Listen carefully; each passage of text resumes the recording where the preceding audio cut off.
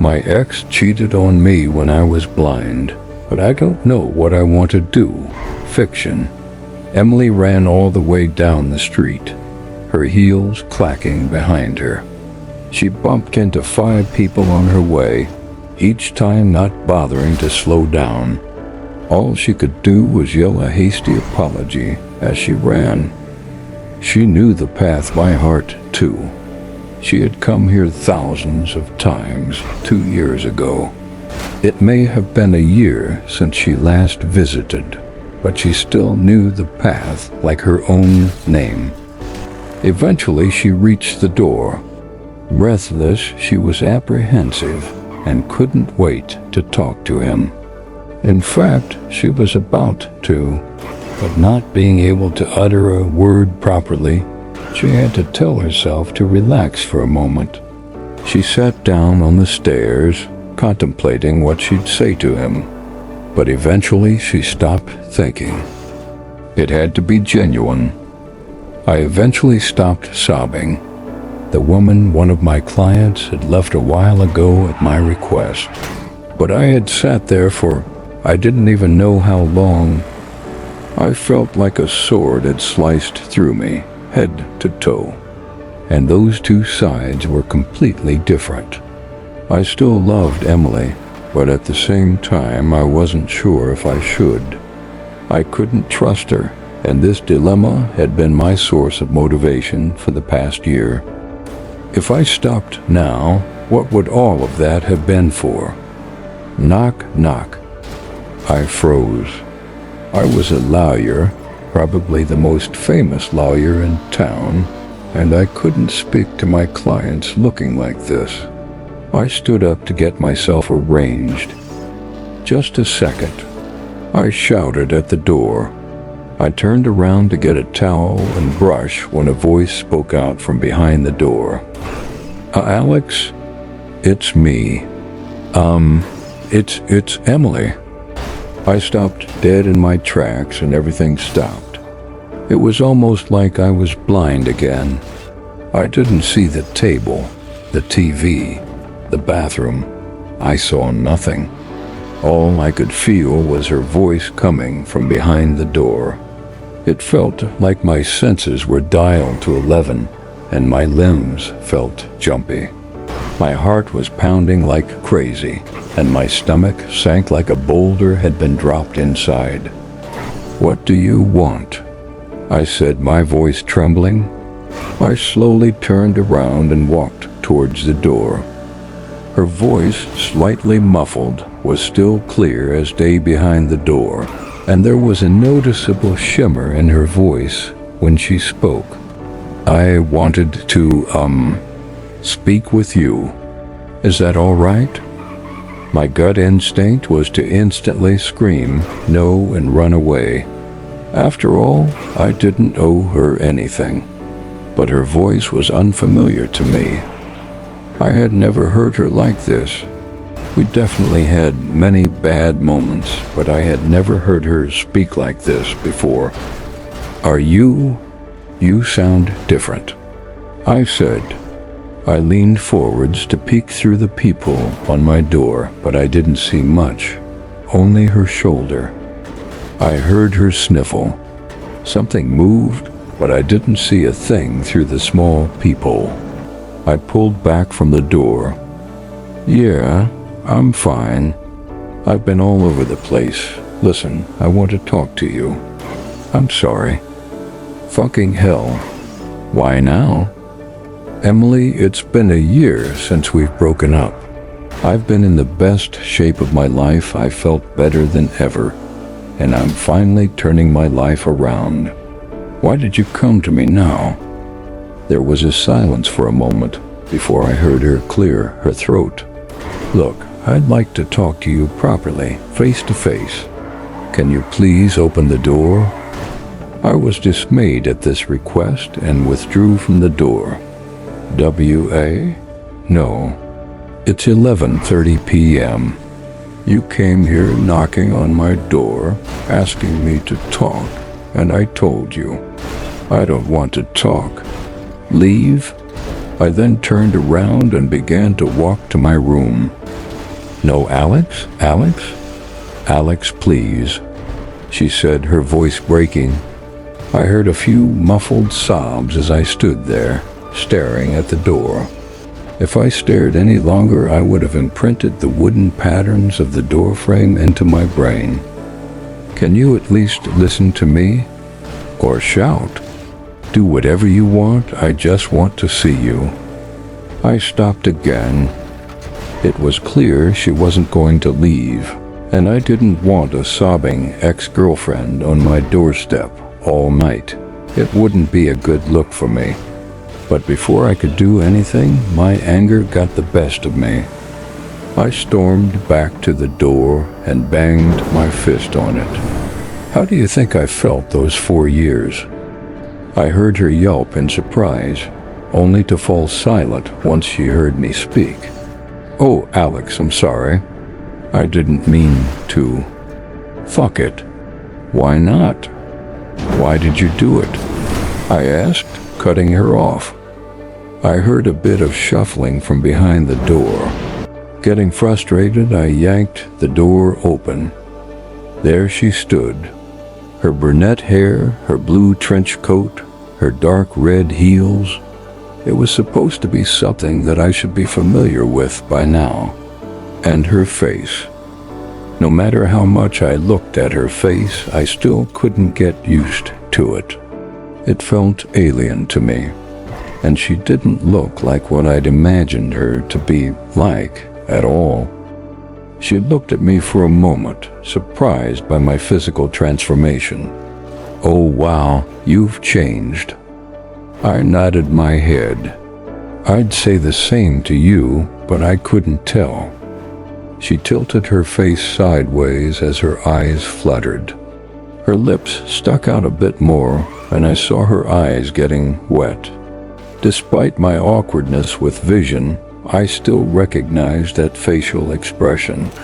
I saw it a lot the first few months I gained my vision. It was an expression of sadness. "Oh, Alex, I really show." I stopped her with a wave of my hand. "Do you know how hard it was for me?" She averted her gaze, lowering her eyes to her feet. "What? I don't understand." I looked off to my left. As it always used to be a few years ago, my walking stick was there. I snatched it off the shelf and thrust it into her arms. Startled, she nearly dropped it, but caught it at the last moment. That was how I saw the world. I had to walk around looking for you like an ant because I couldn't see you and I couldn't hear you. I told her coldly, "You know what it's like to walk in a swimming pool with your eyes closed, right?" She nodded, understanding slowly dawning on her face. "But?" "Shut up." That was how every day felt for me, and I still walked around everywhere. Bars, cafes, restaurants, looking for you. And I'll tell you, that shit was the worst experience of my life. I said, my eyes slowly burning out of frustration. "Do you have any idea how it feels? The lengths I went to just for you?" Her eyes began welling up. "I'm sorry, I didn't realize. But at least..." I cut her off again. "Answer the damn question." "Why?" Caught off guard by the rapid change of topic, she stood there, flustered. Look, it was a mistake, okay? Can we just please go inside? I want to talk to you properly." She made a move to enter my house. I responded by moving in front of her, not letting her move another step forwards. She looked at me for a moment with an expression I didn't recognize. Her eyebrows gravitated towards the middle of her face, her lips in a frown, her eyes sparkling. Then she retreated. "So, why?" I said, breaking the awkward silence. She stood there for a moment, not saying anything, staring at her feet. Growing impatient, I snapped at her, shouting, "Why?" She jumped, startled by my reaction. She instinctively raised her arms above her head, her hands curled in fists. "Fine, fine. It was because of you?" I stood there, breathless from my anger. I tilted my head in confusion, and I could feel my brow furrowing. "What?" "It's complicated," she replied. "You wouldn't understand." I sighed out of frustration, rubbing my eyes. "Emily, I'm a blind lawyer. I'm the definition of complicated." She took in a shaky breath and lowered her arms. "Look, you were blind, but I still loved you. I used to spend hours getting prepared to meet you. I'd put on makeup, dress up in the nicest clothes that I owned, but I never got a single compliment from you." Bewildered, I took a step back. "Emily, I was blind. How would I can't just compliment you for your looks when I don't even know what to say." She nodded, still averting her eyes from my gaze. "I know, but it made me feel ugly in a way. I got really insecure and, well," I nodded, instantly understanding what she meant. "And when a handsome billionaire starting flirting with you, complimenting how your looks..." She nodded, tears forming in her eyes once again. "I was drunk, and it was a mistake. I'm sorry." Her voice quivered on the last word. Stung, I stepped back, thinking for a moment. Then I looked back up at her. Why didn't you? How is that? I was blind. How is that fair?" She nodded rapidly, covering her mouth with her hand. Tears began to fall rapidly as she tried to hold herself together. Still angry, I stepped towards her. "What I don't understand is why you wouldn't tell me any of this. I mean, we could have thought of a solution, right? Phew, there are so many other reasons that I did appreciate you. Like, I'm blind, I loved you purely off of your personality." She nodded, still sobbing. I heard a whimpering sound behind her hand, and I stopped. I felt a sort of melting sensation in my body, like my entire body had just fallen asleep. My heart slowed down, and my limbs became heavy. I felt as though all of the water in my body had been replaced with cement. I was still mad, yes, but seeing her like this was also heartbreaking. I felt horrible despite my anger, and I was unsure of what to do. I gave her a moment to compose herself. As I waited, I looked around at the street. It was empty. Not a car or person in sight. We would have walked here in the past, talking, laughing, giggling as we walked to my front door. And now she was sobbing in front of my door as I stood there. It was an unexpected contrast, but one that was striking. She composed herself and drew in another shaky breath. "Look, my biggest insecurity was always my looks. I never felt like I was as pretty as the other girls in my school. I felt fat, then skinny, then bloated. I never was confident, and you were never able to help with that problem." I frowned. "What do you mean?" "Of course I could help you with that." She shook her head, ducking her head in shame. It wouldn't feel the same coming from a seeing person. I opened my mouth to speak, but then it struck me. Damn, that does make sense. How would a blind boyfriend help his girlfriend who had insecurity about her looks? It just didn't click. And you were drunk and you made a mistake. She squeezed her eyes shut. Yes, and I'm sorry. I stood there, thinking about everything that had happened. Meeting her in the cafe, meeting her at the bank, our dates, our sex, our fight, and this conversation. And I felt my own eyes welling up. What the fuck do I do? I felt like a complete asshole, and my body started tensing up again. My head was spinning, and my limbs felt electric. My teeth were tingling. I stood there with my fists clenching. My heart was pounding so hard that I was sure the pounding was visible through my shirt. But that wasn't even the worst part. I couldn't bring myself to push her away.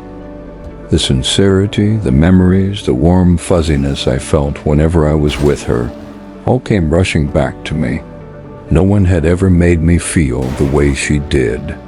Even more so as a blind person, she was the only one who actually treated me like I was just another person, not a disabled man who needed to be mollycoddled and have his hand held through every step he took every day.